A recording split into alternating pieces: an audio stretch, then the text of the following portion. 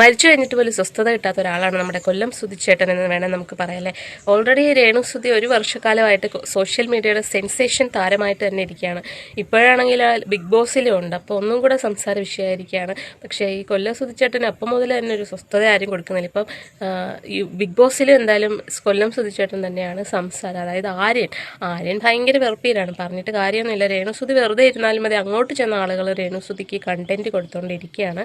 ഇന്നലെ രേണുസുധിനെ പറ്റി ആര്യൻ ആ തൊപ്പി ടാസ്കിൽ പറഞ്ഞൊരു കമൻറ്റാണ് ഇപ്പോൾ വൈറലായിക്കൊണ്ടിരിക്കുന്നത്. രേണുസുധീൻ്റെ ഇടയ്ക്ക് തൊപ്പി പിടിക്കാനായിട്ട് പോയാൽ രേണു ചേച്ചിനെ ഒന്ന് തൊട്ടാൽ രേണു ചേച്ചി കൊല്ലം സുധിച്ചേട്ടൻ്റെ ഇടയ്ക്ക് പോകുന്നു.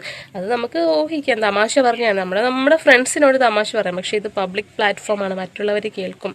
അതായത് രേണുവിന് അത്ര ആരോഗ്യക്കുറവാണെന്നാണ് ആര്യൻ വിചാരിച്ചത്. അത് കേട്ട് ജിഷിൻ നല്ലപോലെ ചിരിച്ചപ്പം ആര്യൻ ഓർത്ത് അടിപൊളി കോമഡിയാണ്, എങ്കിൽ ചെന്ന് അകത്ത് എന്ന് പറഞ്ഞേക്കാന്ന് പറഞ്ഞു ആര്യൻ അകത്ത് എന്ന് പറഞ്ഞതാണ് പ്രശ്നമായിപ്പോയത്. അക്ബറിന് അത് ഇഷ്ടപ്പെട്ടില്ല. ഓൾറെഡി സെപ്റ്റിക് ടാങ്ക് എന്ന് വിളിച്ചിട്ട് ആൾ തേഞ്ഞിരിക്കുകയാണ് രേണുസുധിനെ. അതുകൊണ്ട് ഇനി ആരും ഒന്നും പറയാനായിട്ട് നമ്മുടെ അക്ബർ സമ്മതിക്കത്തില്ല. അതുകൊണ്ട് അക്ബർ അത് ഏറ്റുപിടിച്ചു. അങ്ങനെ പറഞ്ഞാൽ എന്തായാലും ശരിയായിട്ടുള്ള കാര്യമില്ല. ആര്യൻ ഭയങ്കര ഓവറായിട്ട് എന്ത് സംസാരമാണ്, എവിടെ എന്ത് സംസാരിക്കണമെന്ന് ആര്യൻ അറിയില്ല. ഒരാൾ കരഞ്ഞാൽ ചിരിക്കും, ചിരിച്ചാൽ കരയും, വെറുതെ ഇരിക്കുന്നവരെ ചൊറിയും. ഇതൊക്കെയാണ് ആര്യൻ്റെയൊക്കെ. ഒരാളും ഇല്ലെന്ന് തോന്നുന്നു, പ്രത്യേകിച്ച് ഒരാളും തന്നെ ഇല്ല ഇപ്രാവശ്യം. അങ്ങനെ അധികം ഫാൻ ബേസൊന്നും ആർക്കും കൂടുതലായിട്ടൊന്നും ഇല്ല.